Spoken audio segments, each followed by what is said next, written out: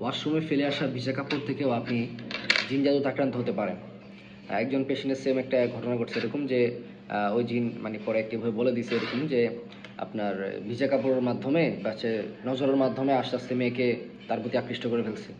এবং অধিকাংশ পেশেন্টরা যেটা ভুল করে যে ওয়াশরুমে আপনার জামা ছাড়া মানে উইদাউট ক্লোথে সে গোসল করে, তো যার কারণে আর দোয়া পরে ঢুকে না, যার কারণে জিনের নজর পড়ে সবচেয়ে বেশি। আর আপনি তো জানেন যে বাথরুমের মধ্যে সবচেয়ে বেশি জিন থাকে, বুঝতে পারছেন? তো আপনাকে সুন্নাহ মোতাবেক লাইফ ফলো করতে হবে। আপনি বাথরুমে যাওয়ার সময় দোয়া পড়বেন, বাথরুম থেকে বের হওয়ার সময় দোয়া পড়বেন। আর একদম জামা ছাড়া টোটালি গোসল করেন না, চেষ্টা করবেন যে অবশ্যই গায়ে কিছু রাখার জন্য। কেমন? কারণ জিন্নাতের নজরটা তখন আপনার শরীরের উপরে পড়ে।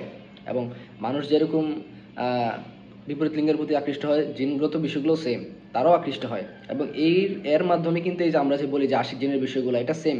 এই ক্ষেত্রে এখান থেকেই শুরু হয় কিন্তু যে রোগীদের প্রতি আকৃষ্ট হয়ে সে আস্তে আস্তে আস্তে তাকে ক্ষতির মধ্যে ফেলে। সুতরাং এই ভুলগুলো করা যাবে না। আসসালামু আলাইকুম।